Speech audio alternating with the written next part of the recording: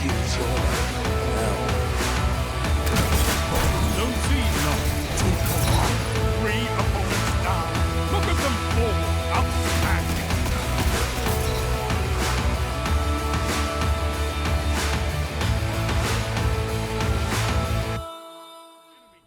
Ladies and gents, my name is Xander, aka Deislayers, and in this video, we're going to discuss how to play on the Hunter, and more specifically, the Gunslinger subclass with a focus on the Way of 1,000 Cuts. As many of you already know, this is one of the subclasses that came out in the Forsaken DLC, and the way in which you unlock this thing is by obtaining Seeds of Light. How you do this is by completing one of three objectives, and number 1 is by completing the raid, followed by number 2, which is doing a tier 3 blind well, and number 3, doing the manor self bounty when it's the third weekly cycle of the corrupted rotation on the Dreaming City. And luckily for you, as long as you're doing one of those 3 things, you're definitely going to unlock this subclass, and might I add that it is extremely worth it. The reason as to why this is we're going to get into in just a couple of seconds. But before we do so, I want to say thank you to Valentine, Adam Lopez, Combat Crafter, FSU, and Cloud Cadet, as all of you guys right there have been asking for a video on this exact same topic. And so what we're really going to analyze here is the Blade Barrage Super and how to use it. After that, we're then going to discuss the subclass perks and the synergy between them, followed by the grenades and why to use which one, and lastly, the exotic armor pieces in correlation with the marksman's dodge and gambler's dodge, because oh my goodness gracious, there has got to be some amazing builds that you guys can do with those things, and I can't wait to share exactly what they are. To find out how all this decimation and obliteration and eradication is going to be done, the only thing left to do is to eviscerate that notification button, and let's jump right into the video.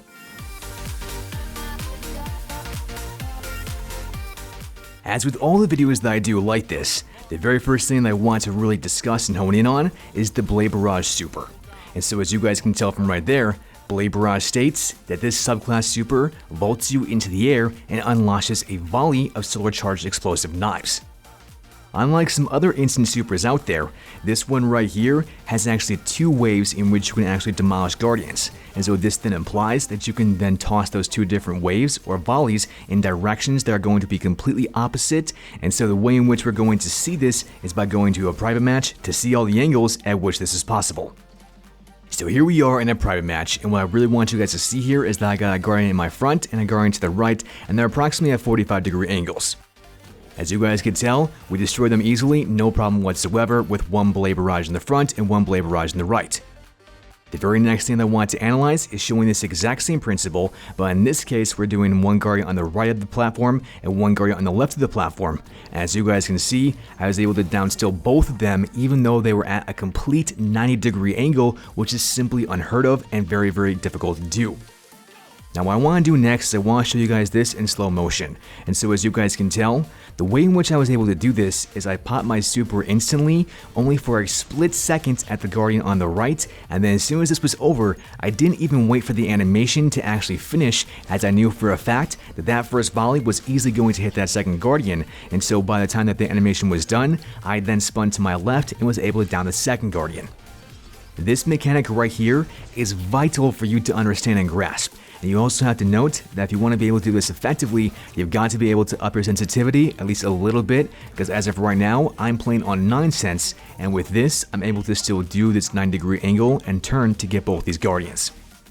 Understanding that, I'm doing this exact same principle on the same map, but in this case I'm going a little bit further away with once again approximately a 90-degree angle. And so as you guys can tell, I shoot the guardian on the left and then still spin to get the guardian on the right, and once again I'm able to down both guardians, no problem whatsoever.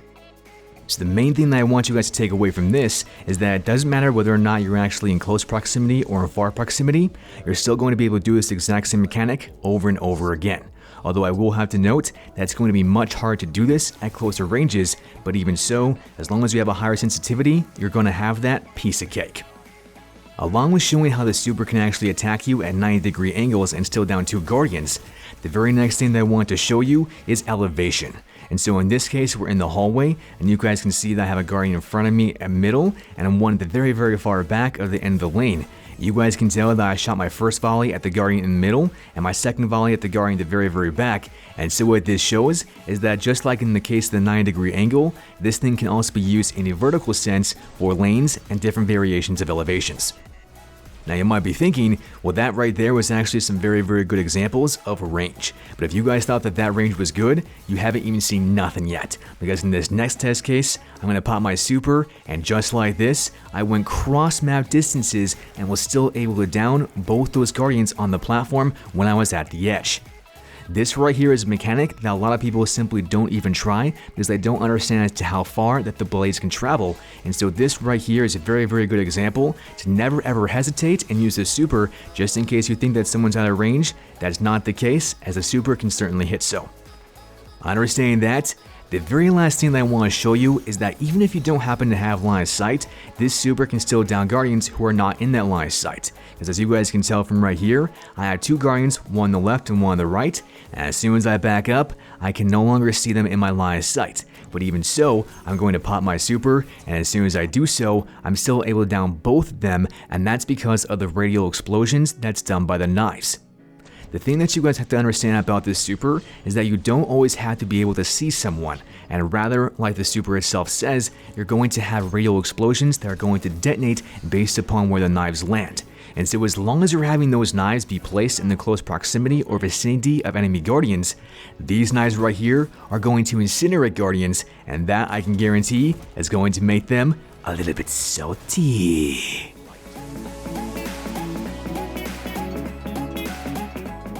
Understanding that, the very next thing that I want to hone in on is the subclass perks and the synergy between them. Because what you're about to find out is that this subclass is really designed around one thing and one thing alone, and that's the throwing knives.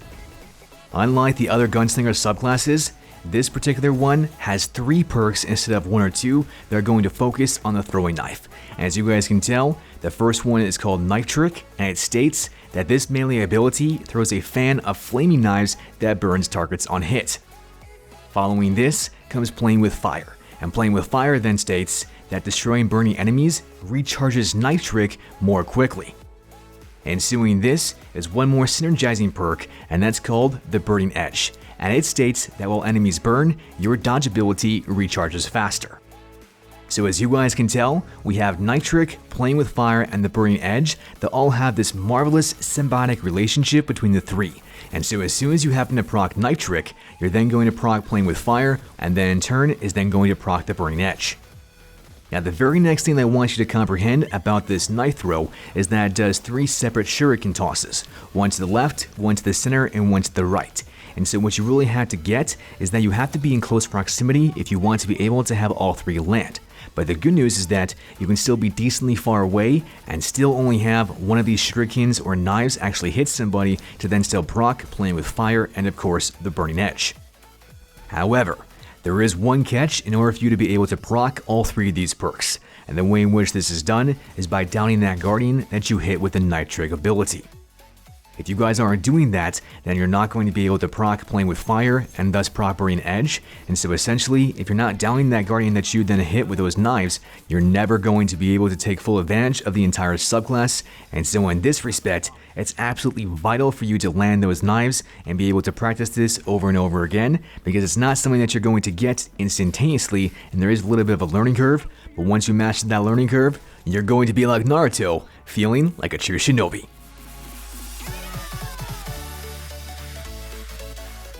Comprehending how all the knives work, the very next thing that I really want you guys to grasp is how all the grenades are going to be utilized and functioning. And so in order for us to even be able to kind of grasp this, we've got to know all their definitions. The first one that we have here is a trip mine grenade, and a trip mine grenade is an explosive grenade that sticks to surfaces and detonates upon enemies who pass through its laser. The next thing after this is a swarm grenade, and a swarm grenade is a grenade that detonates upon impact, releasing multiple drones that seek nearby enemies. Ensuing this is the final grenade, and that's an incendiary grenade, which is a grenade whose explosions catches enemies on fire.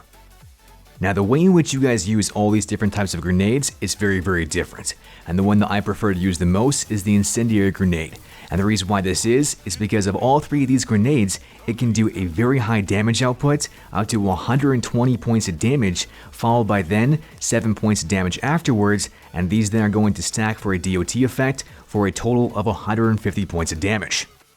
Of course, this ideal scenario is certainly not going to happen every single time, But what I really want to point out here is that as long as you're getting 1 damage from that initial explosion, you're then going to continuously get that 7 DOT effect, and that can be up to 30 points of damage guaranteed.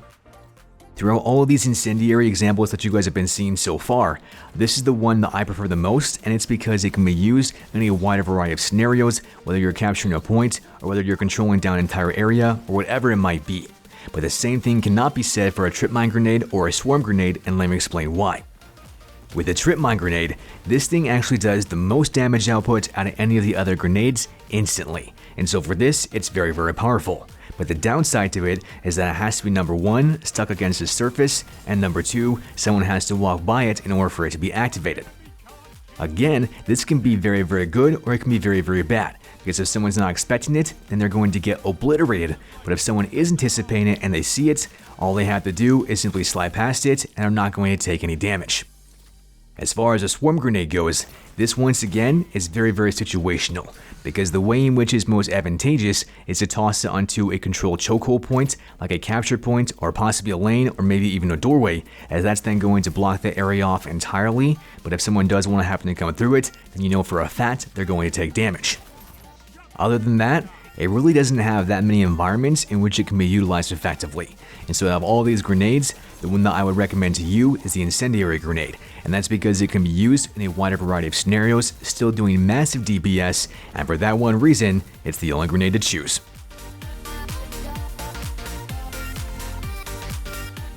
Having all this knowledge, I'm sure that many of you are asking yourselves, alright Xander, so which exotic am I going to pair with this fantastic subclass? And that, my friends, is the $1,000,000 question, because there are a wide variety of ones in which you can choose from. But just keep in mind that I'm going to focus on the ones specifically for this particular subclass known as the Wave of 1,000 Cuts. By all means, if you don't want to use one of the ones that I'm about to say, you can still use other ones that are universal, like the Stompies or something else like that can be applied to all the Hunter subclasses. But having said this, the one exotic that I would highly recommend above all others is the Shards of Galanor. These exotic gauntlets right here have come out in the Forsaken DLC, and their main thing is Sharp Edges. And Sharp Edges states that with hits from the Blade Barrage, it will return super energy after the super ends. Anytime that you can always get your super back from one perk or the next, that is extremely powerful, and when it comes to competitive game modes, where supers can then allow you to have more advantageous scenarios and make more plays, as well as turning the map control into your favor, it's a no-brainer that these things are by all means the #1 exotics for this particular Wave of 1,000 Cuts subclass. However, these exotics can be a little bit inconsistent as to how much super energy that you're actually gaining, and so if you guys really want to see this in thorough detail, I've made a review of these exact same gauntlets, and so I'll link that for you in the top right hand corner of your screen right now. But just for simplicity's sake, we're going to continue, and the next exotics that I really want to focus on is the 6 Coyote along with the Ophidia Spathe. Each one of these two exotics is an exotic chess piece, and the way in which the 6 Coyote works is by a particular perk called Double Dodge. And Double Dodge states that you gain a second dodge charge. Following this same logic, Ophidia Spathe also has a very unique perk, and it's called Scissor Fingers, which states that it grants 2 knives per charge. Now by themselves, these two exotics really aren't that great, but the way in which you guys want to use these things effectively is by using either Marksman's Dodge or Gambler's Dodge. And that's because with Marksman's Dodge, you're always going to have a twirl animation, which is then going to reload your weapon every single time. With a Gambler's Dodge, you're then going to recharge your melee ability every single time that you happen to be in close proximity to an enemy. With that second Gambler's Dodge ability, you guys can clearly see that either using a 6 Coyote or an Ophidian Spathe is going to be extremely beneficial, because not only are you going to have more knives, but you're then also going to have more dodges, just depending on the exotic that you guys want to use. Furthermore, I want you to recall that the Wave of 1,000 Cuts subclass is designed around the throwing knife, aka your melee ability. With the synergy that all the perks have on this subclass, you guys can once again see that using the 6 Coyote or the Ophidia Spathe is going to be ideal for this subclass as a whole if you don't happen to have the Shards of Galanor. The only other thing that I want to add to this is that the main reason why you guys see me using the Marksman's Dodge is because I like to have on that reload because I'm such an aggressive player. But for those of you who are still very, very aggressive and like to change things up every now and then, I've done the same thing by using the Gambler's Dodge, and when you combine it with the 6 Coyote and the Ophidia Spathe, Oh my goodness, the devastation that you guys can inflict is simply unreal. And the way in which you can outplay people by ducking, diving, and dodging up, down, left, right is simply out of this realm, and you're going to be juking people 24/7 like Floyd Mayweather and become a true champion.